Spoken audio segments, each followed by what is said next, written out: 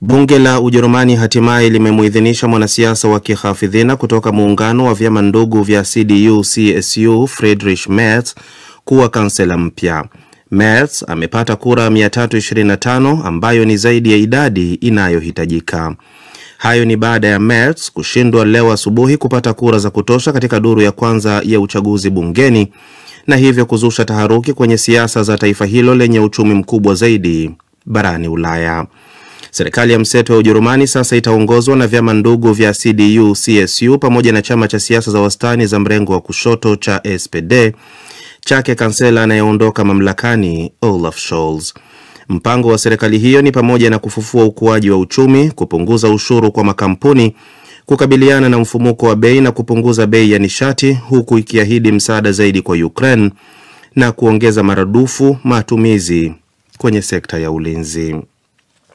Tel Aviv.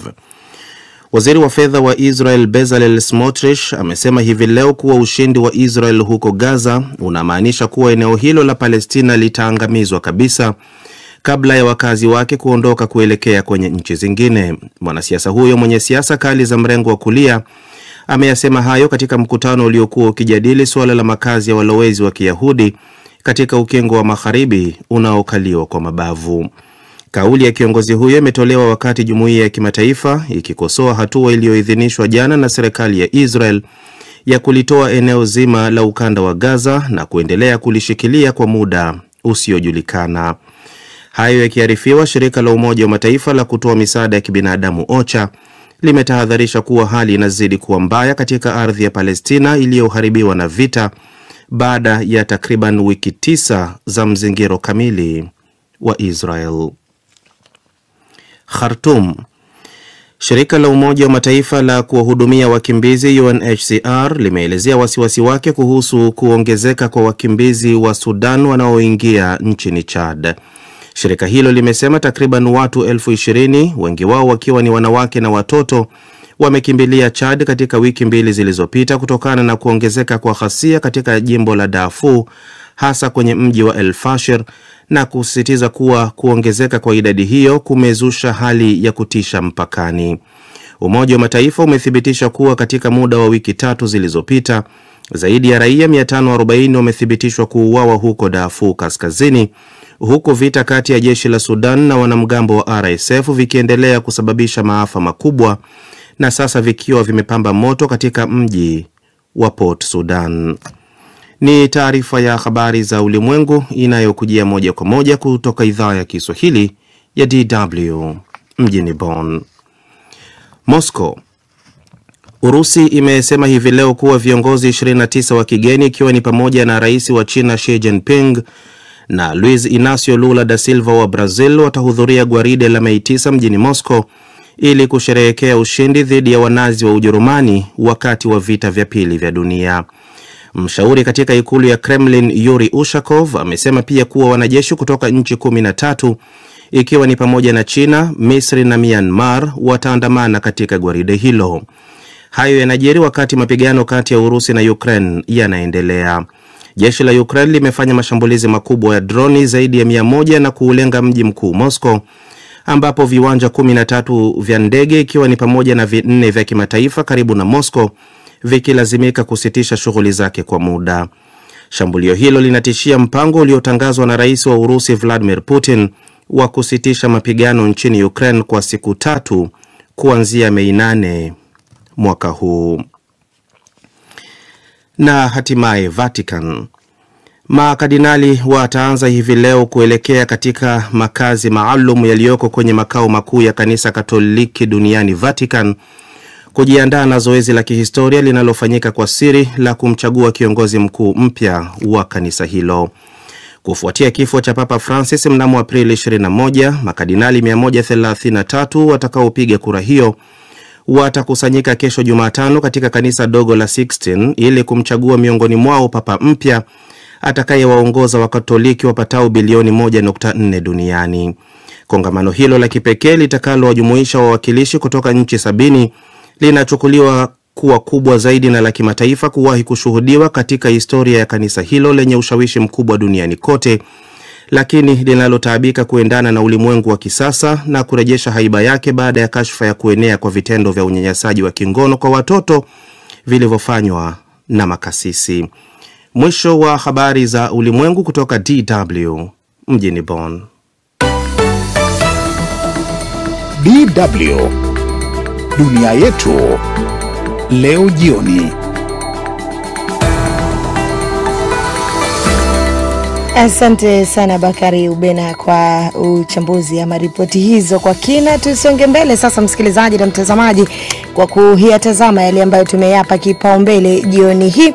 Hatimaye kiongozi wa kiafidhina wa Ujerumani Friedrich Merz amechaguliwa kuwa kansela wa Ujerumani, na vyombo vya habari vya waasi wa Kihuthi vimeripoti kuwa Israel imeushambulia mji mkuu wa Yemen.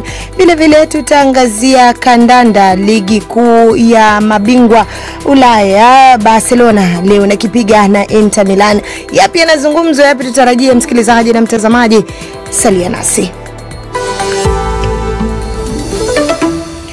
Tuanzie hapa Ujerumani. Hatimaye kiongozi wa kihafidhina wa Ujerumani Friedrich Merz amechaguliwa kuwa kansela wa 10 wa taifa hili lenye nguvu kubwa kiuchumi barani Ulaya baada ya kura ya awali asubuhi leo kutoa matokeo ya kushangaza pale alipoangushwa na hata wajumbe wa muungano wake wa CDU, CSU na SPD. Mohamed Helef amekuwa akifuatilia upigaji kura huo ambao umemalizika muda sio mrefu kwenye bunge la Ujerumani, Bundestag. Sikiliza. Mitgliederzahl 613. Kura zote ni 630. Kura zilizopigwa 618. Kura 3 zimeharibika. Kura 325 zimesema ndio. 25 Abgeordnete. Ich frage Sie, Herr mchaguliwa Bwana Merz, na kuuliza endapo umekubali matokeo haya? Frau Präsidentin, ich bedanke mich für das Vertrauen. Mheshimiwa Rais wa Bunge, ninashukuru kwa moyo wa dhati na nimeyakubali matokeo haya. Ni raisi wa baraza la chini la bunge la Ujerumani Julia Klöckner akitangaza matokeo, na kansela mpya Friedrich Merz akiyakubali matokeo hayo muda mfupi uliopita. Katika duru hii ya pili ya upigaji kura, Merz ametangazwa kupata kura 325 kwenye bunge lenye viti 630, ikiwa ni masaa machache tu baada ya kuangushwa kwenye duru ya kwanza. Awali, baada ya masaa 4 ya hali ya wasiwasi, hatimaye baraza la chini la bunge la Ujerumani Bundestag lilipitisha kwa kauli moja hoja ya kuruhusu kupigwa kura nyingine ya kumchagua kansela mpya wa Ujerumani mchana wa leo, baada ya kura ya awali kushindwa kumpitisha Merz anayewakilisha muungano wa CDU, CSU na SPD kwenye kiti cha ukansela. Licha ya vyama hivyo vitatu kuwa na viti 368 kwenye bunge hilo, Merz alipata pigo kubwa isiyotarajia baada ya kupoteza kura 6 kati ya 316 alizokuwa akizihitajia ili kuwa kansela wa 10 wa Ujerumani tangu malizia kwa vita vya pili vya dunia. Kwenye azimio la kuitishwa kura ya pili ambayo vinginevyo ilikuwa ifanyike ndani ya kipindi cha wiki 2 kutoka sasa, vyama vyote vilivyo bungeni vilikubaliana, kikiwamo chama cha mrengo mkali wa kulia AfD ambacho kilisisitiza kuwa kura hiyo inadhihirisha jinsi Merz alivyoshindwa tangu awali kwenye safari yake ya kuiongoza Ujerumani. Licha ya sasa kushinda kuwa kansela, lakini kushindwa kwake awali kumezusha haraka wasiwasi endapo serikali mpya taifa hili kubwa kiuchumi barani Ulaya itaweza kukabiliana na udumavu wa kiuchumi unaoshuhudiwa sasa. Soko la hisa mjini Frankfurt iliripotiwa kuyumba kidogo mara tu baada ya matokeo ya awali kutangazwa, huku wengi wakihofia kuwa hata ndani ya chama chake mwenyewe mna upinzani mkubwa dhidi ya ahadi zake za kuongeza bajeti ya masuala ya kijeshi, matumizi kwenye miundombinu, makato ya kodi kwa makampuni makubwa na urasimu.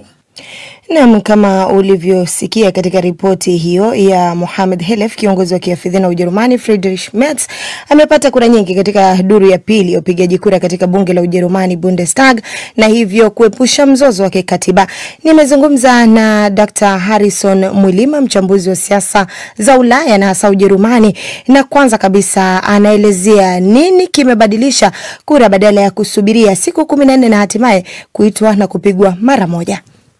Ni kweli katiba inasema kwamba wana siku 14, lakini spika aliwaita vyama vyote akawaambia wenyewe waamue kama wanataka kusubiri mpaka baada ya hizo siku 14 au kama wanaweza kuongea na kufanya mazungumzo wao kwa wao wakamaliza kura hiyo ya pili siku hii ya leo. Kwa hiyo nadhani kukawa kuna muda wa masaa kama 5 hivi vyama mbalimbali vikaongea pamoja, wakaamua kwamba wanamaliza kazi leo. Maamuzi haya ambayo yamebadilika kwa sababu awali kura 6 zilimzuia yeye kutangazwa moja kwa moja, labda unadhani nini kimefanya wakati huu imekuwa ni rahisi yeye kuweza kupata kura na zile anazostahili kuwa kansela?